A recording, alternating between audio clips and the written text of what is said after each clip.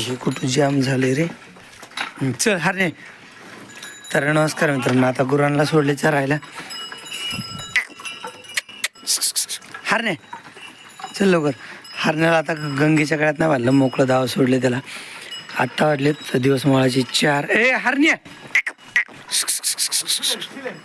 हरणे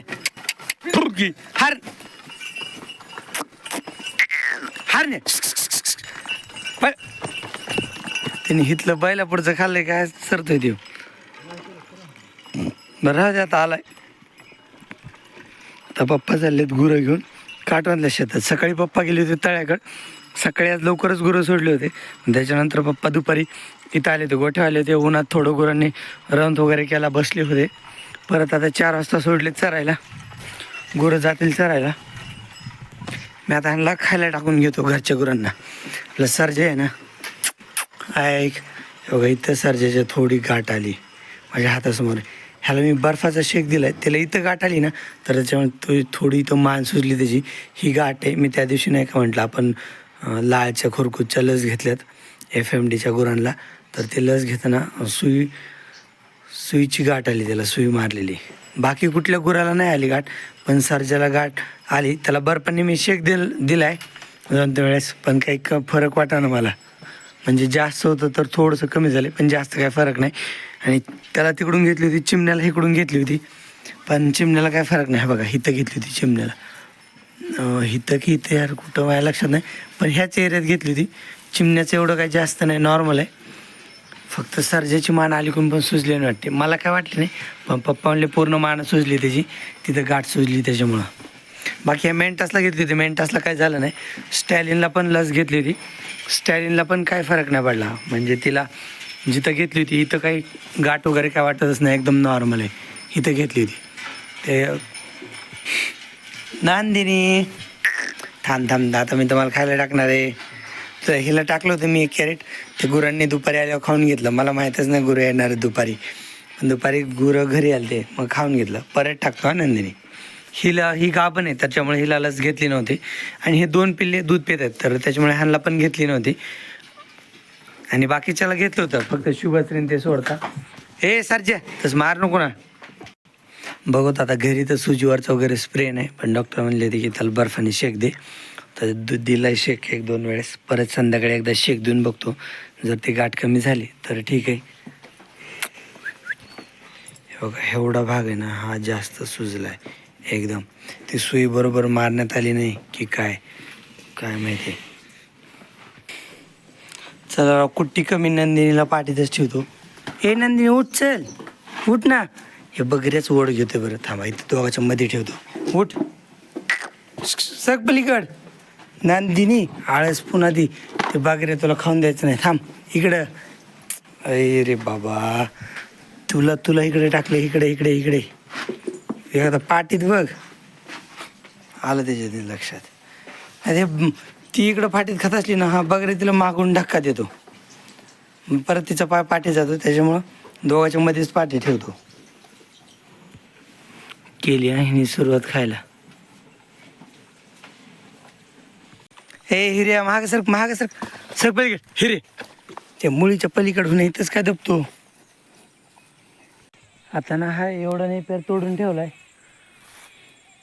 लाल कातायला नेऊन घरी टाकतो. ऊस तर आहे, ऊस मी 3 दिवस झाला आणलेला, तर तोच उद्या पण जाईल थोडासा. परत उद्याच्याला आणायचं, एक बैलगाडी भरून आणायची 60 मग तोच 3 दिवस जातो. कारण की खायला गुरच किती तुम्हाला सांगतो, 2 बैल 2 गाय आणि 3 छोटे पिल्ले. त्याच्यात पण आज हरण्या नाही घरी, मास होतं. त्याच्यामुळे आता सध्याला खायला थोडंच लागतं. इथं पण मी किती बंडल कापलेत, 1 2 3 4 बंडल कापलेत. 4 मोठ्या गुरांसाठी 4 बंडल, आणि ते छोट्याले 3 वासरा ह्याच्यात ॲडजस्ट होऊन जातात. हिऱ्या, हरण्या आणि मेंटास. परत आई थोडंसं घास कापून आणतेच ना त्या स्टॅलिनसाठी, तर मग ते पण होऊन जातं ॲडजस्ट त्याच्यात. गुरं आले चरून आली, इथून येऊन ते बैला मागून जायचं, इकडून राऊंड मारे ती मधून येऊन बी. हे सरजे तेच मारायला बघतो गुरांना. खिलरी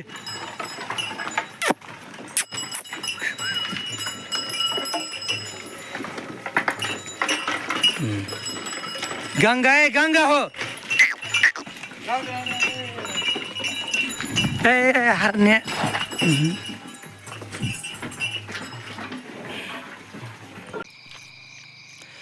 तर मित्रांनो आता 10 वाजलेत. मी आलोय आपल्या घासाला आंबोनी द्यायला. घास टाकल्यानंतर एक 2 दिवसानंतर त्याला परत एकदा पाणी द्यावं लागतं, शेत वळवावं लागतं. तर त्या पहिल्या पाणी देण्याला म्हणतात आंबोनी देणं. म्हणजे घास बी टाकल्यानंतर बी विस्कटल्यानंतर एकदा भिजवायचा आणि त्याच्यानंतर दुसरं पाणी असतं, त्याला म्हणतात आंबोनी देणं, म्हणजे आंबोनी देणं. आणि आता पौर्णिमेची रात्र आहे, तर बॅटरीची काही गरज नाही. म्हणजे बॅटरी मी आणली सोबत पण ठेवून दिली, कारण की सगळं स्पष्ट दिसतंय मला. आता शेतकरी लोक आहेत ना, आता ह्या चंद्राच्या उजेडात रात्रीचे ज्वारी पण काढतात. कारण की आता आजपासून उन्हाळा चालू झाला आहे ना, तर दिवसा काम करताना घाम येतो आणि ज्वारी उपटणं म्हणजे जरा कष्टाचं काम आहे. मग दिवसा घाम पण येतो आणि काम उरकत नाही. मग त्याच्यामुळं लोक रात्रीचं पण ज्वारी काढतात. कारण की रात्री वातावरण थोडंसं थंड असतं, घाम वगैरे येत नाही म्हणजे एवढा थकवा जाणवत नाही रात्री. आणि दिवसभर उन्हाने ना थकवा जाणवतो आणि घाम वगैरे पण येतो, जरा परेशान होतं.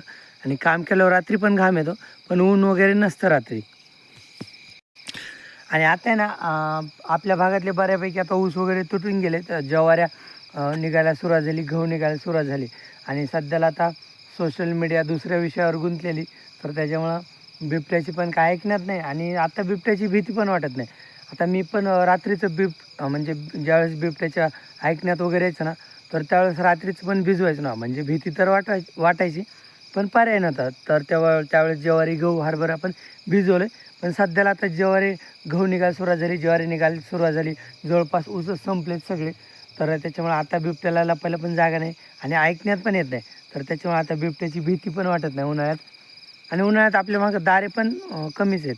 म्हणजे आता रब्बी सीझनला कसं पूर्ण क्षेत्र पाण्याखाली होतं ना, म्हणजे भिजवायचं होतं ना, तर त्यावेळेस रोजच दारे धरावं लागायचे. पण आता काही क्षेत्रच भिजवावं लागते. म्हणजे जसं की ऊस किंवा आपण हे उन्हाळी पिकं पेरलेले आणि थोडंफार क्षेत्र बसून असतं ना उन्हाळ्यात, तर त्याच्यामुळं एवढी काय रोज दारे धरायची गरज पडत नाही उन्हाळ्यात. म्हणजे दारे जरा कमी असतात. त्यामुळे जास्त करून आपण दिवसाच्या लाईटीत भिजवतो आणि रात्रीच्या लाईटीत आरामच करतो. आता रात्रीची रविवारपासून लाईट आली ना, तर मी फक्त एक रात्र रविवारची रात्र पलीकडं मक्का पेरली ना, तर ती मक्का भिजवली.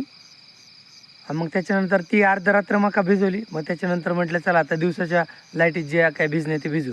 पण आता हे आंबोनी देणं गरजेचं होतं ना, तर त्याच्यामुळे हे आलं रात्रीचं भिजणं.